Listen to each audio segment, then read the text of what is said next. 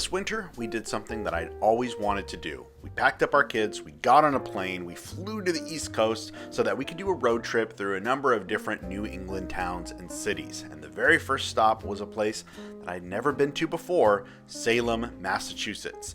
Salem, of course, has a lot of history, and we're going to get to some of that history a bit later. In fact, we'll have another video which is going to focus on all of the witch trials and things of that nature, different places you want to check out if you visit the town. But Salem has a lot of history that's not related to the witch trials. And in fact, if you're really interested in maritime history, if you're interested in colonial history, if you're interested in architecture, there's a lot to see in this town that's totally disconnected from all of the witch hysteria. And in fact, for this video, we're just going to show you some of those landmarks and monuments. Let's take a look. And what I love about these New England towns is that there's history around every corner. That right here, even though it wasn't open, you could just walk through the back of this public stores building. I mean, this was a place that was open in the 1600s. That would be a place where they could load and store different items that were going to be shipped here from Salem. You could walk just down this path to see a house that was built in the 1600s that's still standing today. It's just really awesome. I love to just take in that history, especially on a day like today, where it was cloudy. It was a little bit gloomy. We actually got a little bit of snow. It just kind of brought a different atmosphere to the entire walk.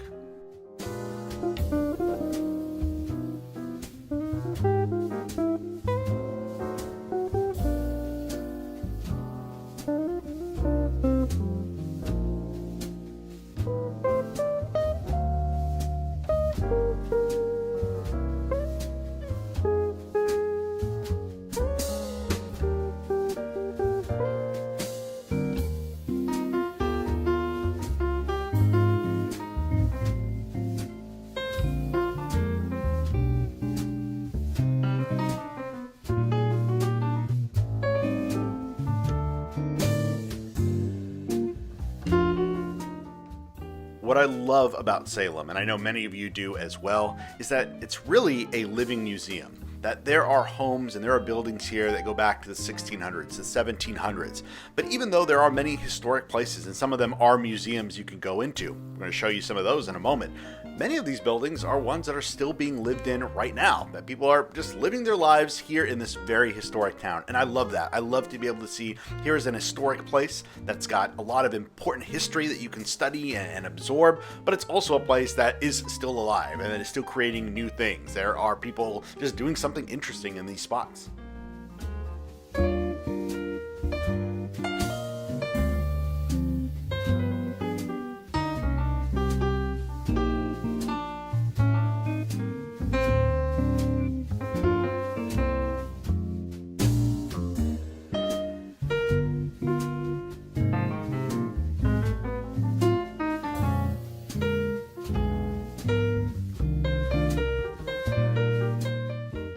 Our first stop in Salem is a place that's actually not connected to the Salem witch trials at all. Even though the building might look a bit sinister, it's, a very dark wood, we actually were going to visit the House of the Seven Gables. And if that name sounds familiar to you, it's probably because you've read or at least heard of the Nathaniel Hawthorne book from 1851 called The House of the Seven Gables.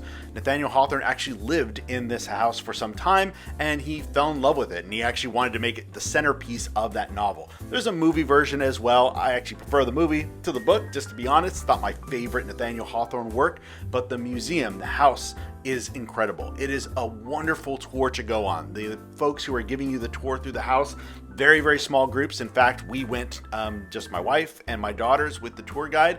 Really great experience to see this beautifully restored place, see what it was like to live back in this time. I'm going to give you a pro tip that we are members of the Charles Schulz Museum in Santa Rosa, and we actually pay for a membership level that gives us what's called the North American Museum Reciprocal Pass. And what that allows you to do is that any museum which is in that network, and there are hundreds of them throughout the country, you're able just to show your pass to your local museum, and it has that special North American Reciprocal sticker, and you're able to get in for free. And in fact, almost all of the museums that we're going to hit on this East Coast tour, all of them were part of that system. So we're able to get into all these places for free. It's a great thing to do. It's a great way to save a lot of money when you're traveling. It kind of introduces you to a whole lot of different museums that you might not normally have gone to, but you thought, hey, well, it's free. I might as well just drop in. So I highly recommend that. I'll leave a link in the show notes below.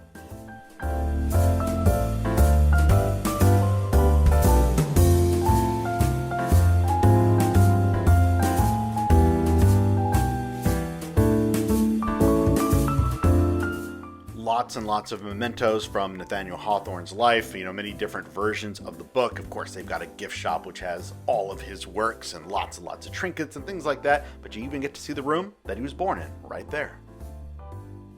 I highly recommend the tour at the House of the Seven Gables, and until next time, everyone, take care.